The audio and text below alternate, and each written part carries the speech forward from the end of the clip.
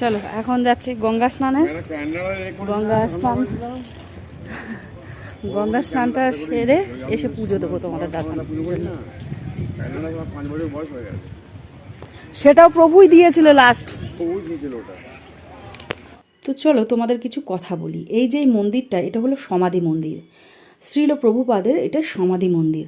তো প্রভুপাদ 1966 খ্রিস্টাব্দে ইসকনের প্রতিষ্ঠা করেন।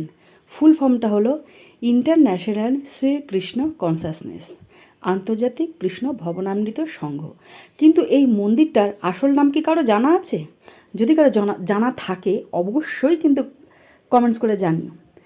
বলে দিই যারা জানো না তাদের জন্য, এটা হলো চন্দ্রোদয় মন্দির। মহাপ্রভুকে বলা হয় নবদ্বীপ চন্দ্র। তো উনি তার উপাসনা করতেন। তো প্রভুপাদের যে রুম আছে সেখানে কিন্তু এই উনি যে উপাসনা করছেন চন্দ্রদেব, ওনার কিন্তু মূর্তিটা রাখা আছে। তবে সেটা শুধু ব্যক্তিগত সদস্যদের জন্য। আমি গেছি অনেকবার, দেখেছি, কিন্তু ওখানে ক্যামেরা অ্যালাউডেড নয়। তোমাদের বলে দিলাম। এরপর বলি এই সমাধি মন্দির বা মিউজিয়ামে কী কী আছে। প্রভুপাদের পুরো জীবনীটা আছে এর মধ্যে। প্রভুপাদের মূর্তি আছে। তো এটা না বিভিন্ন রকম স্ট্যাচুর সাহায্যে আর কি সেটা দেখানো আছে যে কী ছিলেন উনি। তো প্রথম জীবনে ছিলেন একজন ফার্মাসিউটিক্যাল ওয়ার্কার। তো তার আগে উনি যেমন স্কটিশ স্টাইল কলেজ থেকে পড়াশোনা করেছে, ইংরাজি আর সংস্কৃতিতে ভীষণ একদম পারদর্শী ছিলেন। তো তারপরে উনি তো কলকাতার টলিগঞ্জের কাছাকাছি তো ওনার বাড়ি ছিল, ইত্যাদি ইত্যাদি নানা রকম গল্প তোমরা কিন্তু দেখতে পাবে। যদি এখানে আসো অবশ্যই কিন্তু এই জায়গাটা ভিজিট করবে। আগে এটা 4 টাকার টিকিট ছিল, তো এবার এখনও যায়নি, সম্ভবত হয়তো 10 টাকার টিকিটে যেতে পারবে। কিছুটা ওপরে, একদম ওপরে উঠতে গেলে তখন লাগে, আর বাকি নিচের যে পোর্শনটা আছে সেগুলো তোমরা ফ্রি অফ কস্টে কিন্তু দেখতে পারবে। এখানে এলে অবশ্যই কিন্তু প্রভুপাদের এই লীলাস্থলীগুলো, গল্পগুলো কিন্তু জানতে ভুলবে না। আর প্রভুপাদের এটার সামনে যেটা আছে আরও অন্যান্য প্রভুদের কিন্তু সমাধি আছে, সেগুলো তোমরা দেখতে পাবে।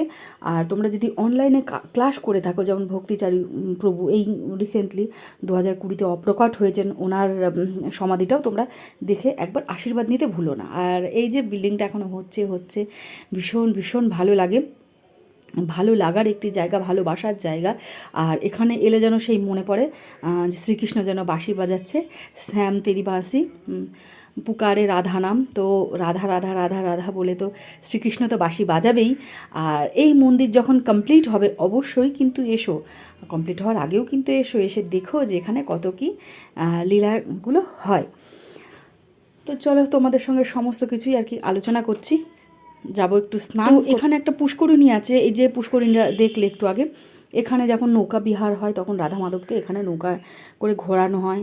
এই যে এটা, তো এখানে বোটিংয়ের ব্যবস্থা আছে, কিন্তু সেটা কিন্তু সাধারণ লোকজনের জন্য নয়, শুধু রাধা মাধবের জন্য। আর যখন ঘোরানো হয় তখন কিছু প্রভুরা এখানে থাকেন, সেটাই করেন। আর দেখো এত সুন্দর সুদৃশ্য একটা আই সুদিং একটা জায়গা।